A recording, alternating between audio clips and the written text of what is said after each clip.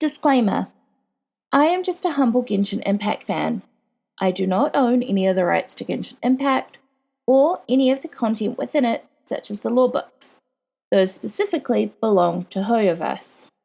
What I do have, however, are friends with things like learning disabilities, such as dyslexia and ADHD, or very little free time, making reading the lore books either in-game or on wiki pages hard for them.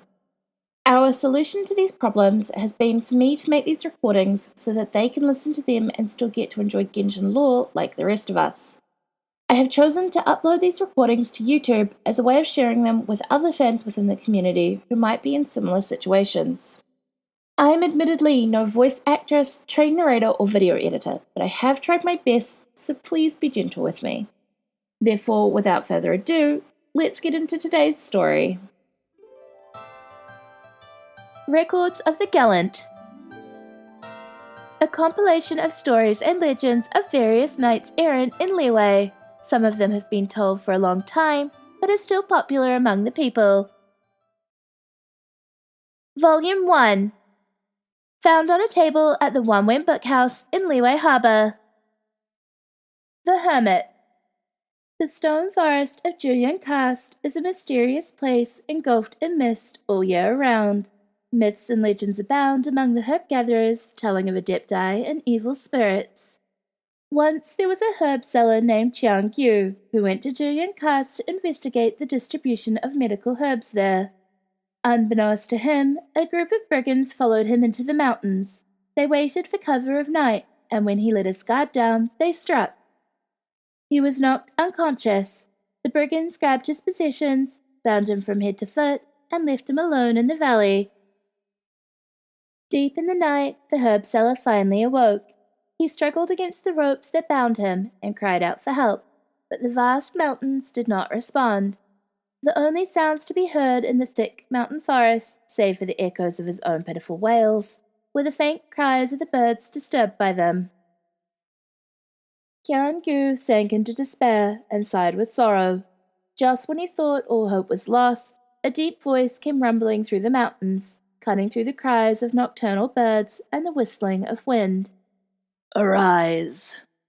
"But I am unable to," the herb seller protested amidst floods of tears.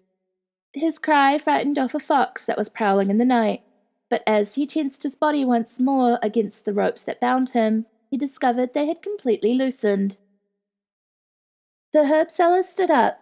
No sooner had he arisen than the disembodied voice, without pausing to hear the expression of gratitude that would be customary in such situations, spoke to him once more. "Ascend." As instructed, Liyue ascended the mountain, following the winding dirt track to the summit as the horizon began to glow in the east. From the summit, he saw a twisted and withered pine growing on a cliff, its branches sprawling outwards as if trying to escape into the air. The gentle creaking of the branches drew his attention to the ropes that hung from them, at the other end of which hung the brigands from the night before, bound in like fashion from head to foot. Then he saw the old man, whose voice he had heard, his hair and beard as white as snow, sat atop a curiously shaped rock as if it were his throne. The old man took one look at Liyue's dishevelled appearance and grinned mischievously before returning his possessions to him intact. Liyue inquired as to the old man's origins, but he replied that he belonged to the mountains, his home being wherever he roamed, and his bed being wherever he laid his head. Liyue sought to thank the old man with all manner of courtesies and compensations, but he dismissed them all. After much deliberation, he took just a single mora to one day give as a wedding gift to Liyue's beloved daughter, in order that he might attend the wedding feast. Out of disaster seemed to spring forth good fortune, for following this incident, Liyue's store grew ever more popular, while word of the wealthy herb seller himself spread far and wide. Some say that after making his fortune, he returned to Julian Karst in search of the old man, but found nothing save for a few abandoned tents and empty wine bottles. Some claim to have spotted the old man at Yelglang Shoal, disguised as a miner and darting round like the wind between precipices. Others insist he is a fisherman who spends his time saving those who become stranded at sea. The stories are too many to count, and yet no one knows the old man's name. Lamentably, age and ill health have now ushered in the twilight years of Qiangyu's life, while his beloved daughter remains unmarried. Perhaps the day will come that the old man from the mountain attends the wedding feast, but that day seems impossibly far in the future for Qiangyu. Volume 2. Found on the rooftop of the Wanwen Bookhouse in Liyue Harbor. Dust. The area known as the Guili Plains was once an area lush with glaze lilies, but it was beset by troubles on every side, forcing its residents of old to flee, while the prosperity of Liyue Harbor would attract many of those who took their place. But even so, many tales of gallantry continue to circulate in these wilds. In the tales of traveling merchants and porters, there was once a mysterious figure that would surface in the dead of night upon the plains.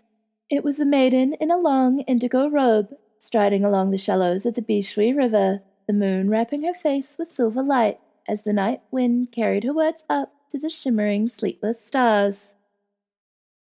According to guests at Wangshu Inn, only those who get lost amid the firefly lights on summer nights might see her, and only those who can discern the scent of glaze lilies amidst the dancing light and sealy floating in the dark could find her tracks.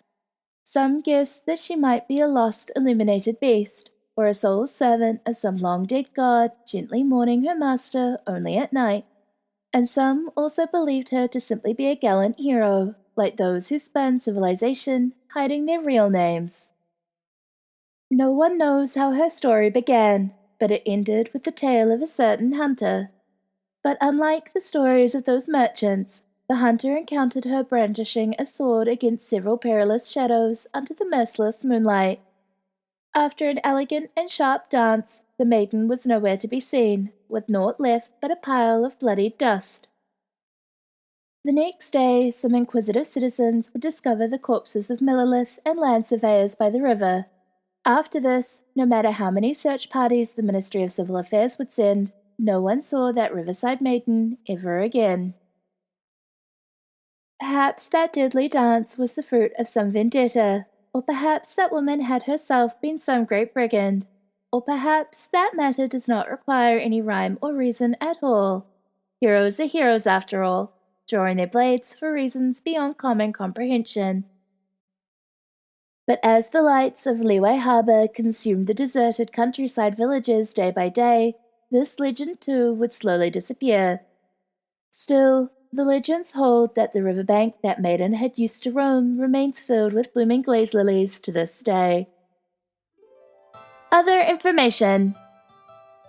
There is a second way to collect Volume 1 of this book. Following a certain dialogue branch for the first time with the Liyue in Qingsha Village will award the player with a copy if they haven't collected it from Wanwen Bookstore already. A popular theory among players is that the second volume might be about Guizhong, as dust is her goddess title and glaze lilies are her favorite flowers. This is influenced by the theory that the weapon Primordial Jade Cutter was possibly a gift to her from Morax, suggesting that she was, or is, a sword user. This text was originally released in version 1.0, with it being added to the archive in version 1.1. Volume 2 was subsequently added in version 1.5. Other names.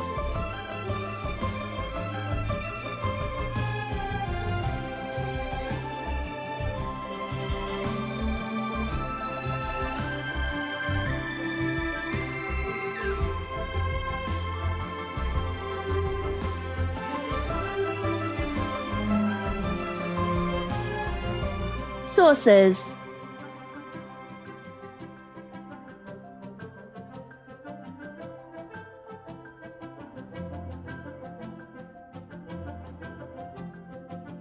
If you made it this far, thank you so much for watching.